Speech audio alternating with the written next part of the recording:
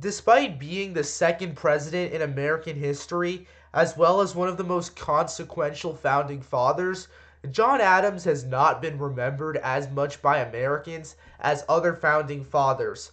In fact, when you compare Adams to the three other founding fathers who were also elected president, which were George Washington, Thomas Jefferson, and James Madison, Adams is remembered the least, with only 44% of Americans being able to identify him. And to make matters even worse, John Adams' son, John Quincy Adams, is more remembered by Americans than his father, John Adams. And the few times that John Adams has actually been remembered or portrayed in American art or theater, it has not been particularly fondly, to put it lightly. There's nobody else in their country who looms quite as large. What? John Adams?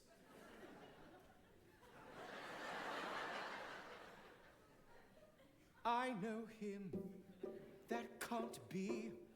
That's that little guy who spoke to me all those years ago. What was it, 85? That poor man, they're going to eat him alive. Despite the disrespect for our second president, John Adams is actually quite important and consequential in American history, considering how he played a significant role as an ambassador to France as well as to the Netherlands, and also how he played a role in getting the convention to ultimately adopt the Declaration of Independence and achieve independence from the British, thus sparking the Revolutionary War. However, John Adams was also quite a notable president, considering how he was the only one of the first five presidents to not be from the state of Virginia, and he is the only president from the Federalist Party. Plus, he won the first actually contested presidential election in American history, and this election was very close and easily could have gone the other way. For example, in the state of Pennsylvania, the law in the state of Pennsylvania was a popular vote where the top 15 electors would effectively be selected and then would cast their ballots for Jefferson or Adams. However, Adams ultimately lucked out here because the ballots in one of the counties, Greene County, was delayed, and thus this allowed Adams to get one electoral vote from the state. Had the returns from Greene County been delivered on time in the state of Pennsylvania, Jefferson would have gotten all 15 electoral votes from the state. And not only that, but in the state of Virginia, the legislature there, which was very pro-Jefferson, ultimately sold the bag for Jefferson, as despite the fact that Jefferson would have easily won all 21 electoral votes if it was winner take all, the legislature decided to split it into districts, and ultimately John Adams won one district in Virginia. However, Jefferson would have certainly swept all 21 electoral votes had the legislature made it winner take all.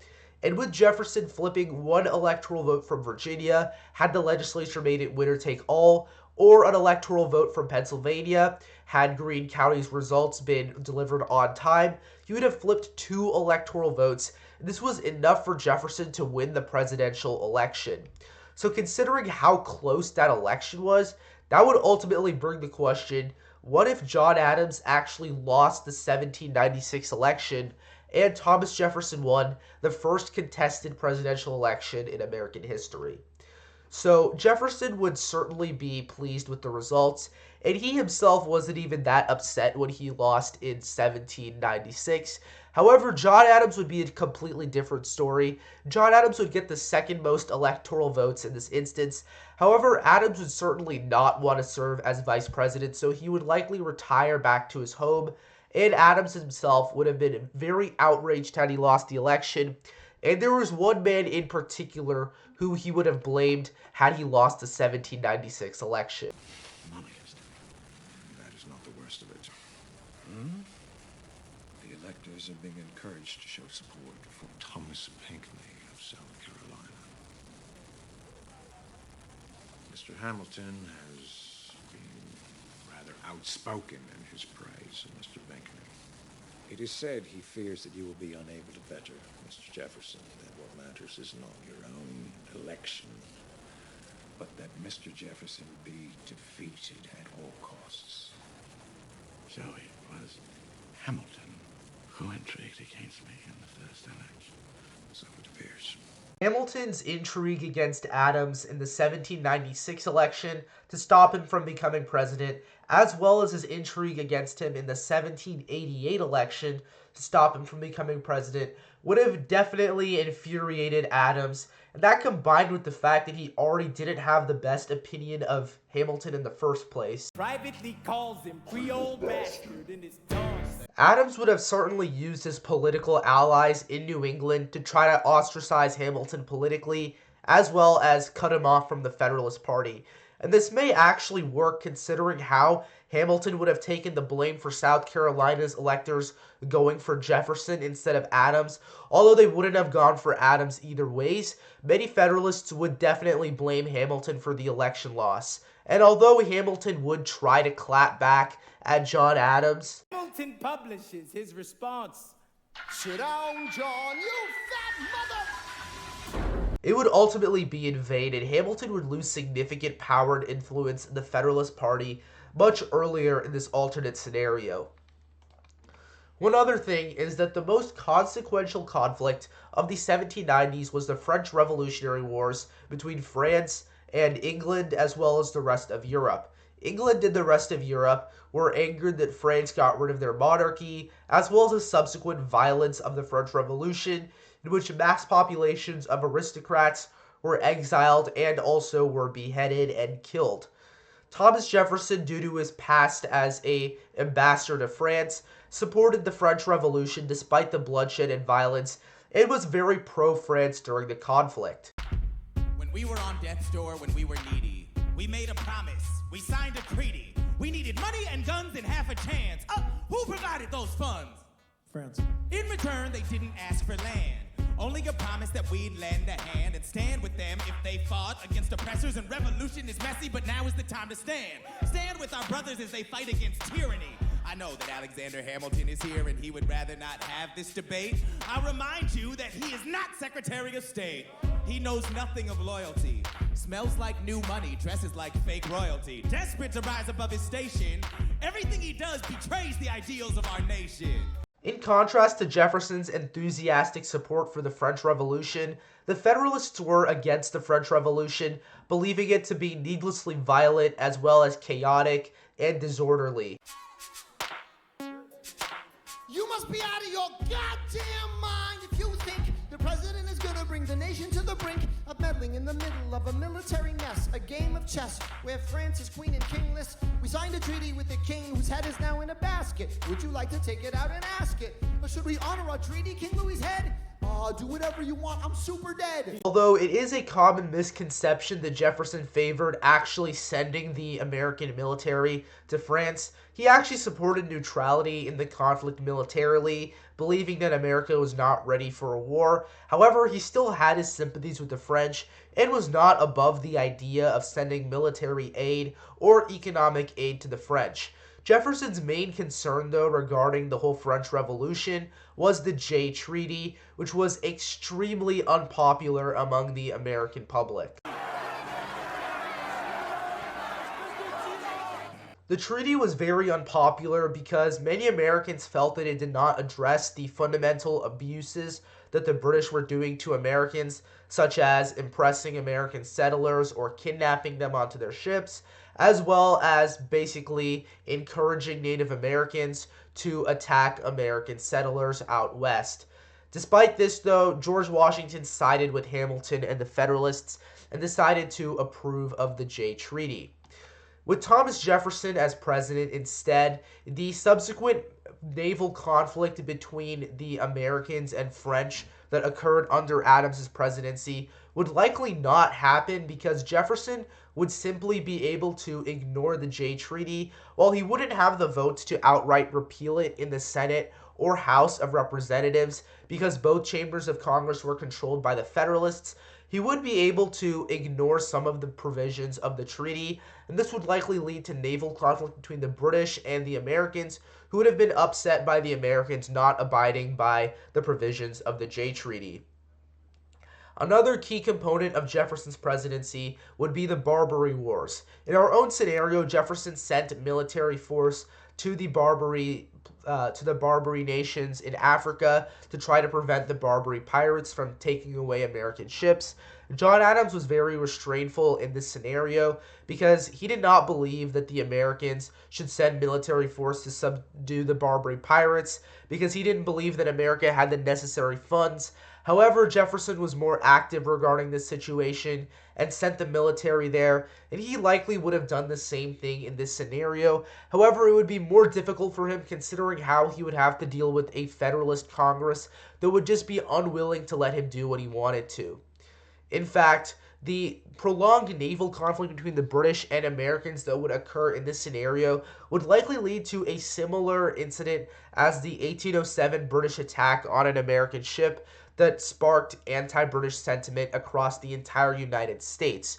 With a growing naval conflict between the British and the Americans, as well as British naval attacks on American ships, it is likely that the 1798 midterm elections, they would be a way for the Democratic Republicans, and they would likely sweep the House of Representatives and come close to taking the Senate, but they would ultimately be unable to do so because they faced a very unfavorable Senate map in this election. However, they would definitely sweep the House of Representatives, and ultimately 2 years later, I have no doubt that they would be able to win the presidency under Thomas Jefferson due to the wave of anti-British sentiment from the attacks on American ships, and they would also be able to win the Senate.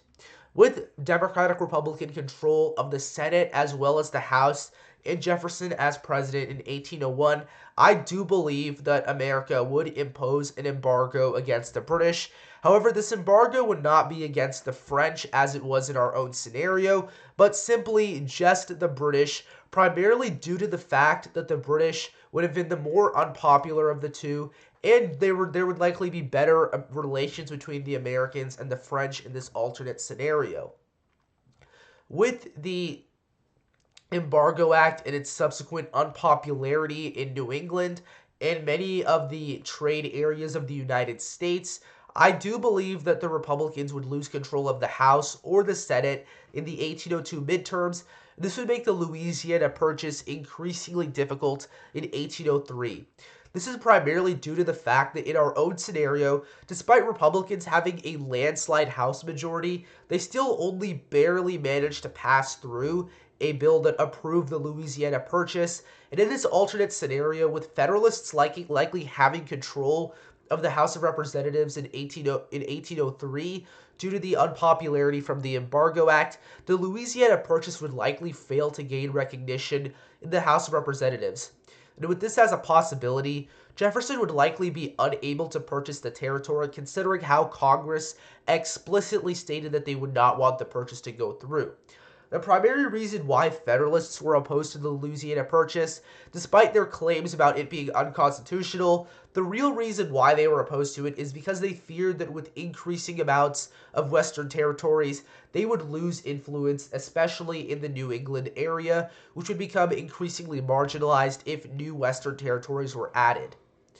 Ultimately, the French would likely try to give the territory back to the Spanish if America was unavailable. However, considering how Spain was very incompetent at the time and likely would not have wanted to manage the Louisiana territory, they would have tried to decline Napoleon's request. And with Louisiana still being under French control, a British invasion of French Louisiana would be increasingly probable. This would have certainly shocked the Americans as well as President James Madison, who would not want a British Louisiana as well as more British influence in the North American continent, especially considering how the British had provoked Native American attacks on American settlers. This likely would have sparked the War of 1812 in this alternate scenario, although it would happen much earlier due to the ongoing conflict of impressment of American ships, as well as British encouragement of Native American attacks. With a Louisiana territory under British control instead of American control, this alternate war would go much more differently.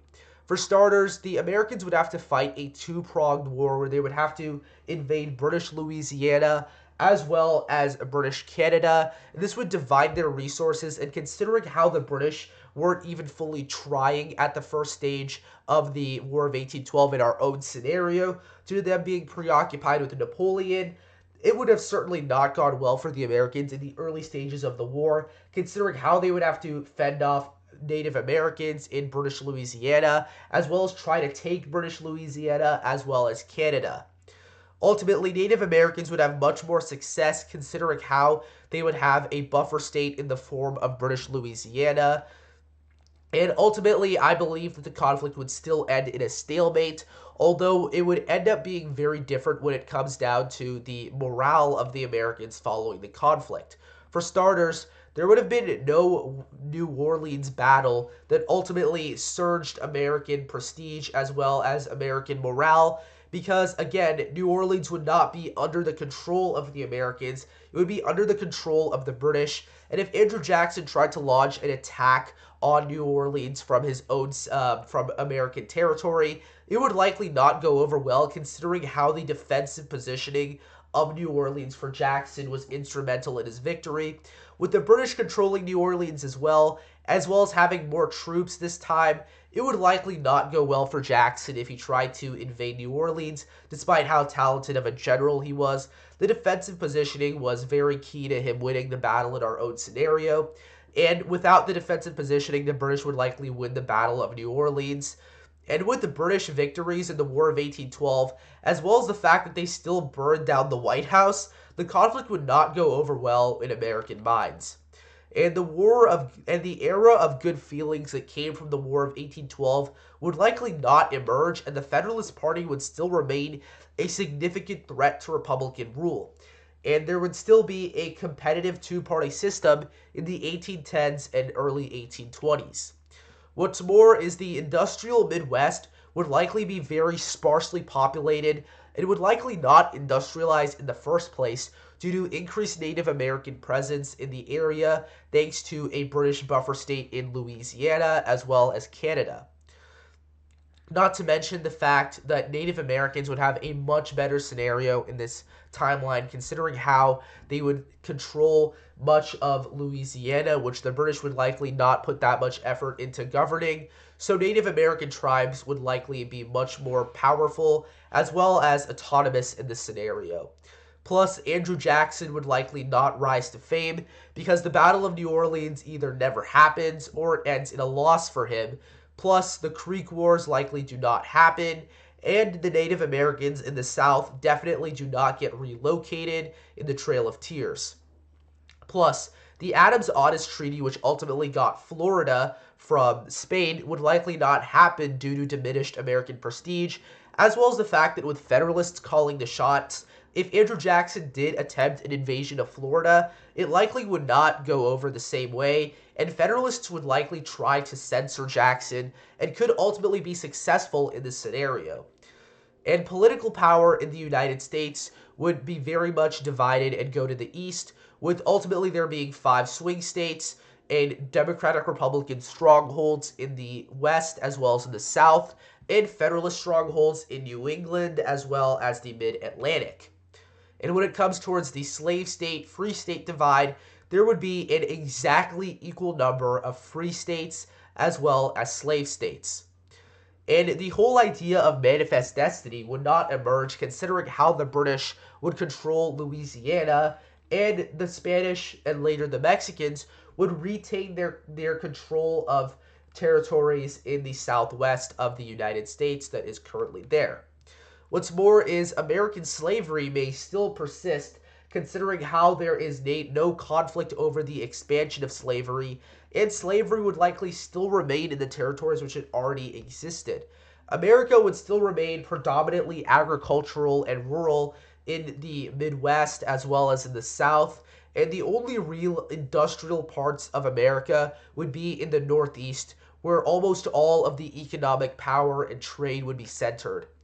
Ultimately, the United States would not be a superpower in this alternate scenario because it would not be able to expand westward, and all of its economic might would be centered squarely in New York as well as the Northeast, and the rest of the nation would be very rural and sparsely populated. So this is what ultimately happens if John Adams loses the 1796 election to Thomas Jefferson, and most of the events that we see in our own scenario simply happened 4 years earlier because John Adams not doing a lot of the things that he did was very consequential to the United States. So anyways, guys, thanks for watching this video. Make sure to like this video down below and subscribe to the channel. Mr. US History, out.